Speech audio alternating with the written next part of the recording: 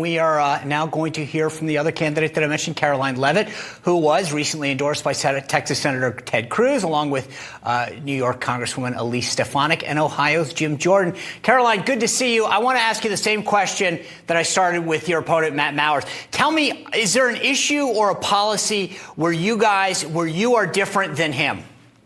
Yeah, there's many issues and many policies. So thank you for asking that question, Sean. You know, my opponent, Matt Mowers, can't answer a question because he's controlled by the party bosses down in Washington, D.C.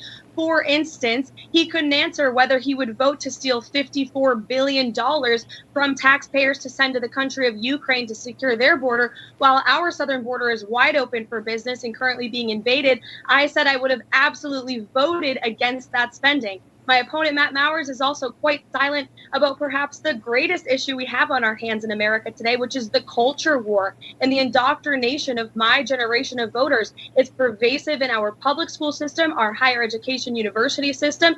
I don't see him calling out male athletes who are competing in female athletics or men who are coming into our bathrooms. These are serious cultural issues, and Republicans need to get tough and fight back against them. And I'm the only candidate in this race speaking truth on both of those fronts. All right, so I mentioned this to Matt. You guys are trading some barbs back and forth. He's calling you fake MAGA. Karoline, you're calling him Fauci's foot soldier and a farmer bro. Tell me why you're calling him that and how you defend yourself against the attack on your name.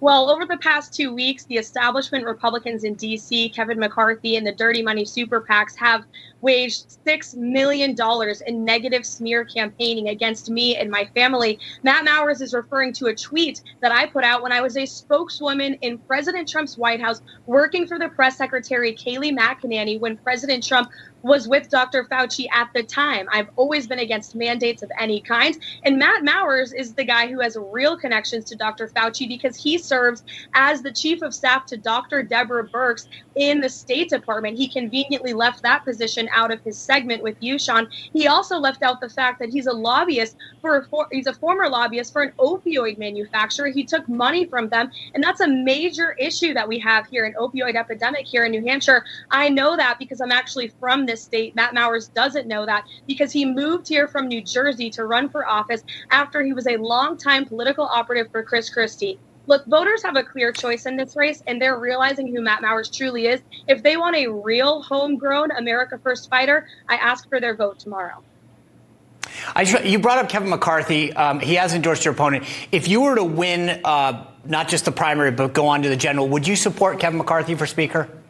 What I can tell you is this. Kevin McCarthy and his super PACs in D.C. have spent $6 million in funds that we could be using to beat up my far-left Democrat opponent with in 2 days from now, 48 hours, when I do win this nomination. I think it's a dereliction of duty to Republican voters across this country that money is being used in a contested primary. So I won't be very inclined to help out Kevin McCarthy or anyone in the establishment for that matter, except for the freedom fighters who are backing me in this race. Jim Jordan, Elise Stefanik, Senator Ted Cruz, Lauren Boebert, and Byron Donald, who are on their way to New Hampshire right now to campaign with me. All right. Karoline Leavitt, good luck tomorrow night. We'll be in touch. Thank you, Sean.